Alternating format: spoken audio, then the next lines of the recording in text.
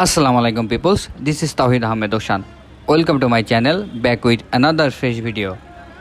আর এখন আমি অবস্থান করছি ঢাকার প্রবেশদ্বার সায়দাবাদে গোল্ডেন লাইনের কাউন্টারের সামনে। আজকে এখান থেকেই ভ্রমণ করব গোল্ডেন লাইনের বাসে করে ঢাকা থেকে ঝিনাইদহ কালীগঞ্জ পর্যন্ত।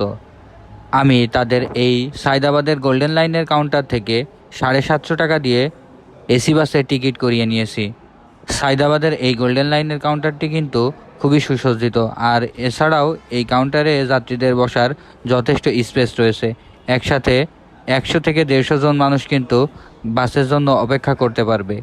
কাউন্টারটির মধ্যে রয়েছে ওয়াশরুম, নামাজের সুব্যবস্থা এবং রেস্ট করার জন্য যথেষ্ট সুযোগ সুবিধা। তাদের সুদক্ষ টিকিট সেলার দ্বারা কিন্তু কম্পিউটারাইজের মাধ্যমে সার্বক্ষণিক টিকিট সেল করা হয়ে থাকে। এছাড়াও তারা কিন্তু তাদের টিকিট সেলিং প্রক্রিয়া অনলাইনের মাধ্যমেও দিয়ে থাকে।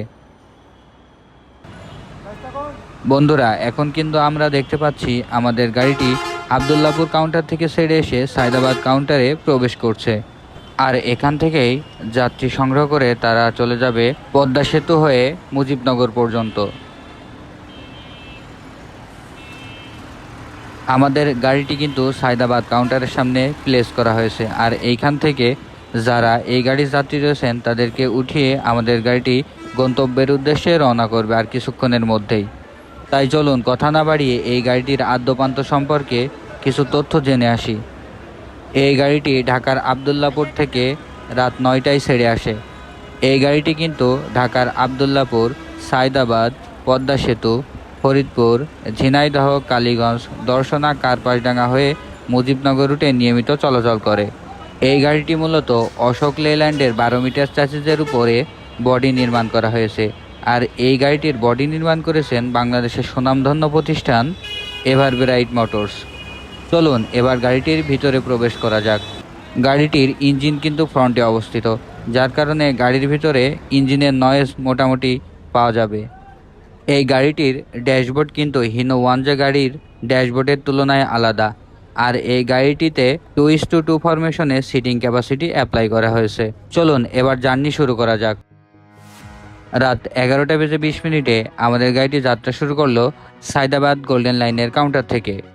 পুরো বাস ভর্তি যাত্রী নিয়ে আমাদের গাড়িটি এখন সায়দাবাদ অতিক্রম করছে এবং ছুটে চলেছে মুজিবনগরের উদ্দেশ্যে। এই গাড়িটির ড্রাইভার, সুপারভাইজার এবং হেল্পার সাহেব আমার পূর্ব পরিচিত, তাই তাদের সাথে ভ্রমণ অভিজ্ঞতা কিন্তু আরও রোমাঞ্চকর হয়ে উঠবে আমার জন্য। বর্তমানে আমরা ধলাইপাড় অবস্থান করছি, আর এখানেও কিন্তু গোল্ডেন লাইনের একটি ছোট্ট কাউন্টার রয়েছে।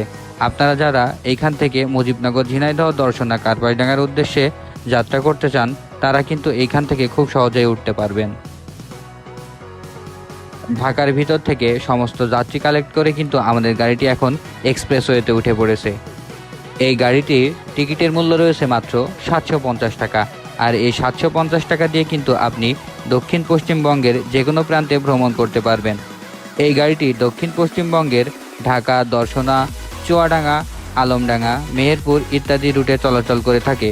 কিন্তু এই গাড়িটি ফিক্সড ট্রিপ হওয়ার কারণে এই গাড়িটি ঢাকা থেকে মুজিবনগর রুটে ঝিনাইদহ, কালীগঞ্জ, দর্শনা, কার্পাসডাঙ্গা হয়ে নিয়মিত চলাচল করে।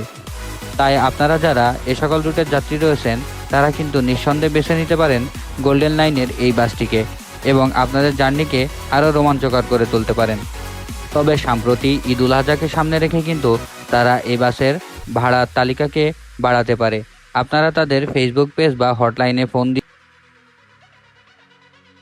আমাদের গাড়ির ড্রাইভিং সিটে জুয়েল মামা কিন্তু রক্ষণাত্মক ভঙ্গিতে আমাদের গাড়িটি এগিয়ে নিয়ে যাচ্ছেন পদ্মা সেতুর উদ্দেশ্যে। বর্তমানে আমরা অবস্থান করছি জাতির পিতা বঙ্গবন্ধু শেখ মুজিবুর রহমান এক্সপ্রেসওয়ের টোল প্লাজার সামনে। এইখান থেকে আমাদের গাড়িটি টোল প্রদান করে এগিয়ে যাবে পদ্মা সেতুর উদ্দেশ্যে।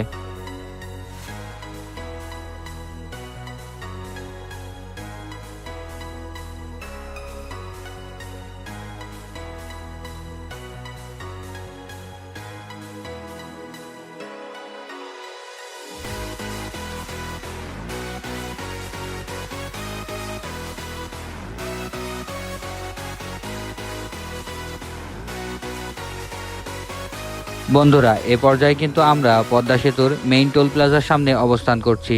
একটু আগেই আমরা এক্সপ্রেসওয়ে টোল প্রদান করেছি, এখন আমরা পদ্মা সেতুর টোল প্রদান করতে এগিয়ে যাচ্ছি। আমাদের বাম পাশে কিন্তু দক্ষিণ পশ্চিমবঙ্গের পূর্বাশা পরিবহনও টোল দেওয়ার জন্য দাঁড়িয়ে আছে। আর আমরা হানিফের বাম্পার ধরে পদ্মা সেতুর টোল প্লাজার সামনে কিন্তু পৌঁছে গিয়েছি। এখন আমরা পদ্মা সেতুর টোল প্রদান করব।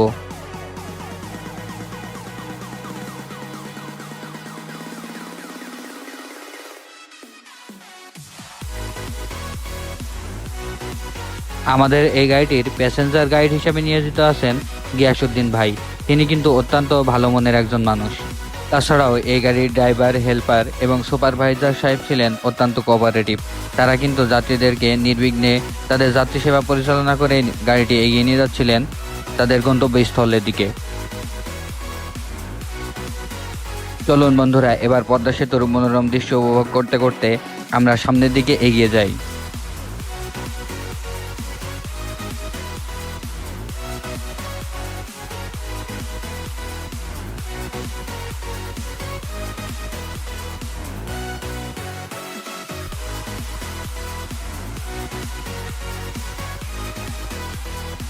রাতের বেলা পদ্মা সেতু কিন্তু এক অপরূপ সৌন্দর্য ধারণ করে। চারিদিকে আলোক ছটাক যেন পদ্মা সেতুর সৌন্দর্যকে আরো বাড়িয়ে তোলে।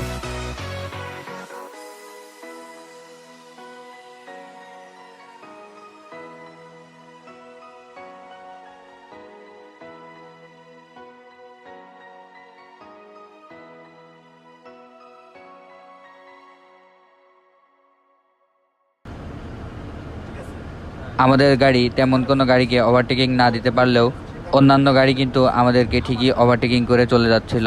তবে তাদের স্পিড লিমিটের কারণে কোনো গাড়ি আমাদেরকে ওভারটেক করতে দ্বিধাবোধ করছিল না। সবাই কিন্তু আমাদেরকে ওভারটেক করে যাচ্ছিল, কিন্তু আমরা নির্বিঘ্নে 80 থেকে 85 এবং 95 কিলোমিটার স্পিডের মধ্যেই আমাদের গাড়িটিকে আমাদের ড্রাইভার সাহেবের মাধ্যমে পরিচালনা করতে দেখেছি।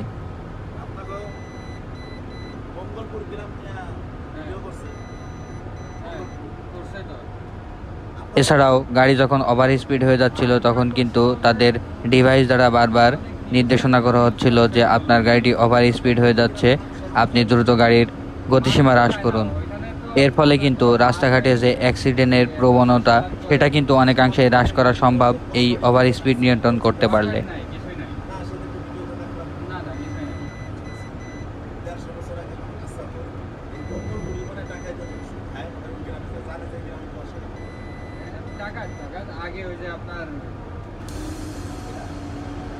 বন্ধুরা, এবার পদ্মা সেতু অতিক্রম করার পর আমরা এক্সপ্রেসওয়ে ধরে নড়াইল এক্সপ্রেসের বাম্পার ধরে এগিয়ে যাচ্ছি সামনের দিকে। পেছন থেকে একটা বাস কিন্তু আমাদেরকে ওভারটেকিং করার জন্য বারবার হাই ডিপার দিচ্ছিল, যার কারণে আমাদের গাড়িটি সেই বাসটিকে ছেড়ে দিল এবং আমরা দেখতে পাচ্ছি এটা হচ্ছে বরিশাল রুটের লাবিবা ক্লাসিকের হিনো ওয়ানজে বাস।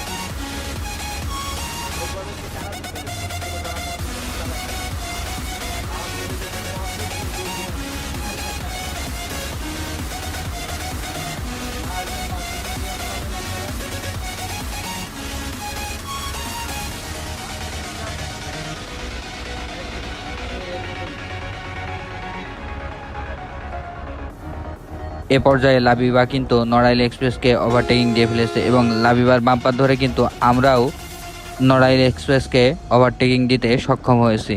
অর্থাৎ এই প্রথম কিন্তু আমরা কোনো বাসকে এই এক্সপ্রেসওয়েতে বা পুরো জার্নিতে ওভারটেকিং দিতে সক্ষম হলাম।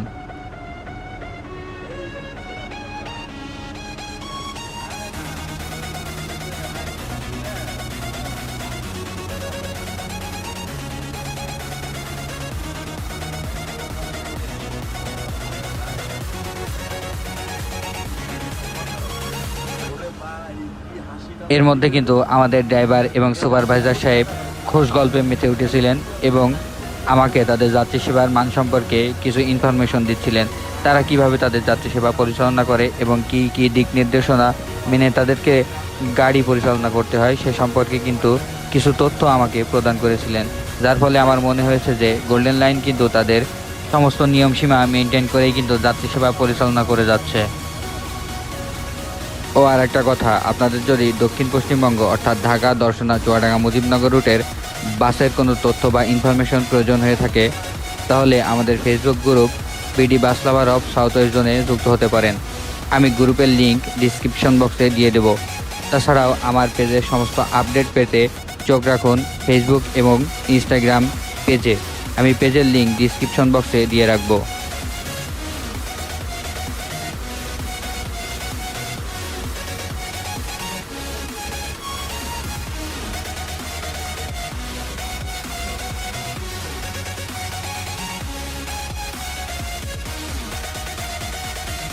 বন্ধুরা, এ পর্যায়ে আমরা ভাঙা ইন্টারসেকশন বা ভাঙা গোল চক্করে অবস্থান করছি। আমাদের গাড়িটি বাম দিকে মোড় নেওয়ার পর এগিয়ে যাবে ফরিদপুরের দিকে।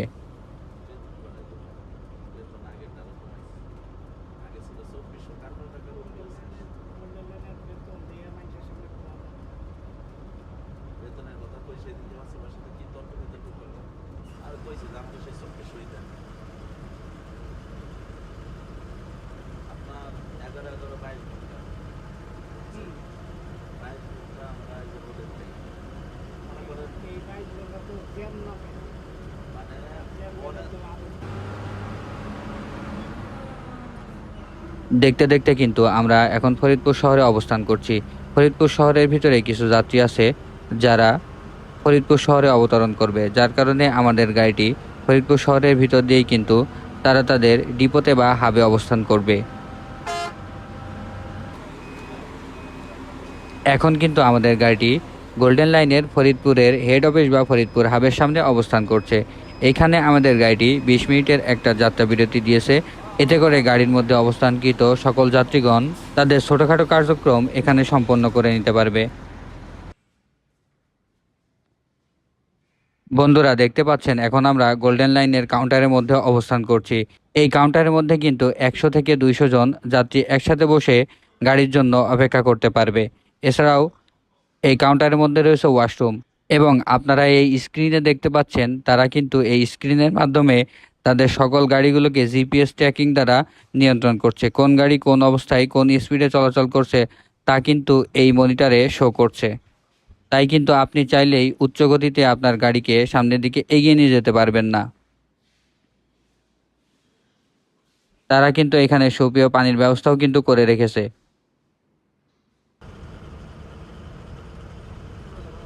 বন্ধুরা, ফরিদপুর শহর অতিক্রম করার পরে এখন আমরা কিন্তু অবস্থান করছি মাগুরা শহরে। আর এখন রাত 2টা বেজে 33 মিনিটে আমরা মাগুরা শহর অতিক্রম করছি। আর কিছুক্ষণের মধ্যেই কিন্তু আমরা পৌঁছে যাব ঝিনাইদহ আন্তজেলা বাস টার্মিনালে।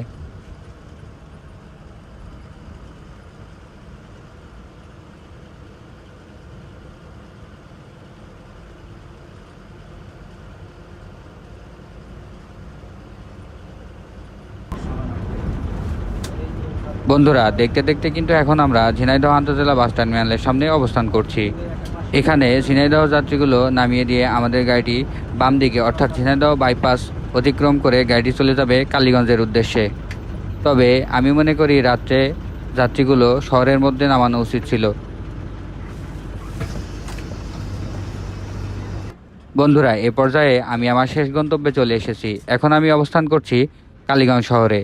এখানে আমাদের গাড়িটি 20 মিনিটের একটা ব্রেক দিয়ে থাকে এবং এই রুটের সমস্ত বাস এক জায়গায় হওয়ার পরে তারা কিন্তু একসাথে কালীগঞ্জ শহর অতিক্রম করে এবং ছুটে যায় দর্শনা, চুয়াডাঙ্গা এবং মুজিবনগরের উদ্দেশ্যে।